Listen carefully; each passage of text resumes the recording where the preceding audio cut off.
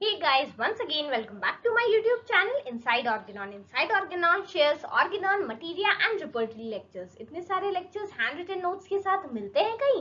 नहीं ना?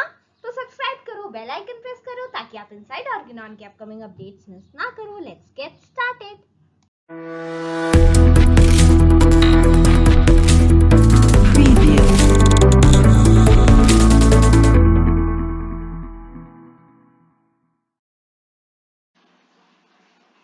So friends, let's start discussing the repertory of the antipsoric medicines, which is also known as a systematic alphabetic repertory of homeopathic remedies, contains the following valuable materials. ठीक है, तो जो ये repertory थी antipsoric remedies थी, उसका नाम यहाँ तक है. That is a systematic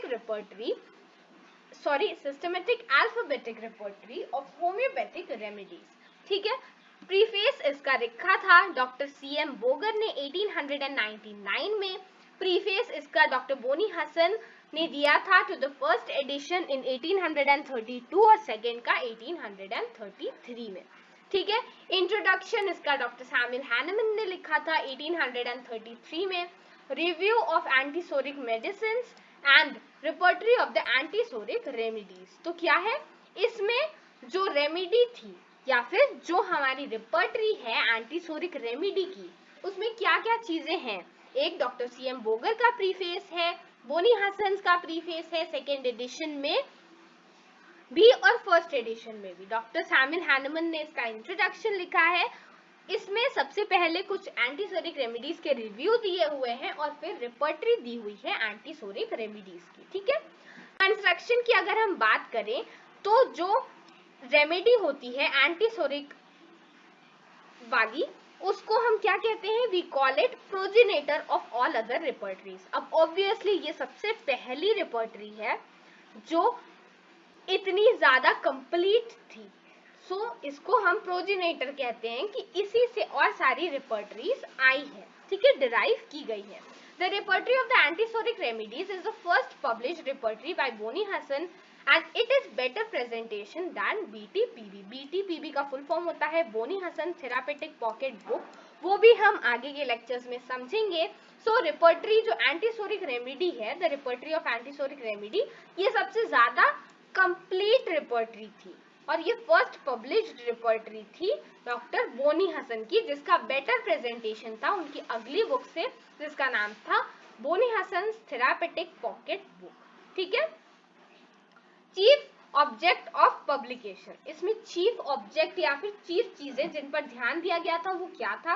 एक तो सिम्टम कंप्लीट होना चाहिए, सिम्टम में ब्रेविटी और ईज होनी चाहिए. ठीक है. तो these were the few of the chief objects which were maintained while publishing this repertory. Also friends, मैं आपसे बार बार कहती हूँ that जो डॉक्टर SKT की बुक है वो आप जरूर रेफर किया कीजिए after the lecture is done, because आप अगर उस बुक का जो बुक है उसको साइमल्टेनियसली रेफर करते रहोगे तो आपको ये सारे चैप्टर्स जो है वो बहुत अच्छे से समझ में आ जाएंगे. ठीक है.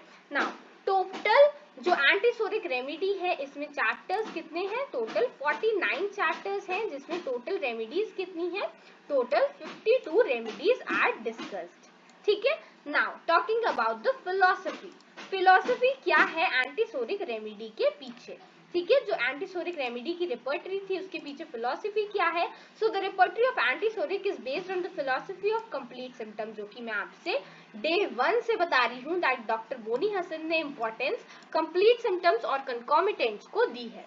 Boni Hassan suggested that if each symptom is complete in terms of location, sensation, modalities and concomitant, the individualization becomes easier.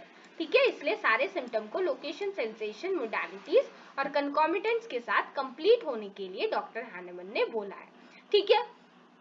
This arrangement clearly reveals the principle of the particulars to general, that is inductive logic. ठीक है. तो यहाँ पर ये जो repertory है ये inductive logic को फॉलो करती है. ठीक है. So this repertory follows inductive logic. The repertory of antisoric remedies is based on the following principle. जैसे कौन कौन से प्रिंसिपल है, एक तो कंप्लीट सिम्टम जो कि मैं आपको बता चुकी हूँ, LSMC, that is location, sensation, modalities and कंकॉमिटेंट्स.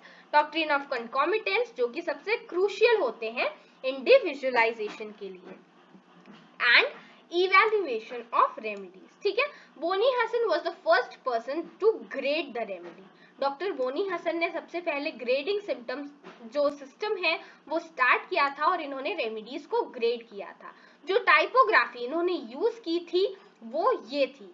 क्या थी टाइपोग्राफी?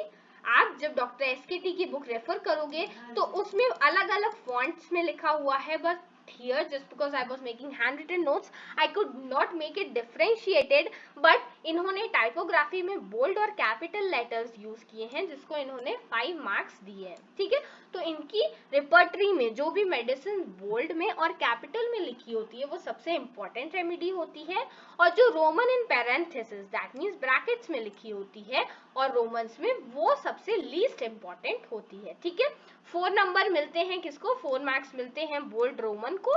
इसमें कैपिटल नहीं होता, सिर्फ बोल्ड होता है. इटैलिक्स को 3 मार्क्स मिलते हैं. रोमन सिंपल अगर है तो उसको 2 मार्क्स, और रोमन पैरेंथेसिस ब्रैकेट में है तो उसको 1 मार्क्स मिलते हैं. In the next lecture we will be dealing with the working method, और हम फर्दर बोनी हसन रिपर्टरी में जो भी पार्ट्स हैं उन्हें डिस्कस करेंगे. तो अगर आप चाहते हो वो वीडियोस मिस ना हो तो इनसाइड ऑर्गेनॉन को सब्सक्राइब कीजिए, बेल आइकन प्रेस करिए so that you never miss any updates from inside Organon. Also friends, अगर आपको ये वीडियो पसंद आया हो तो इसे लाइक करना, अपने फ्रेंड्स और बैचमेट्स के साथ शेयर करना बिल्कुल मत भूलिएगा. Thank you.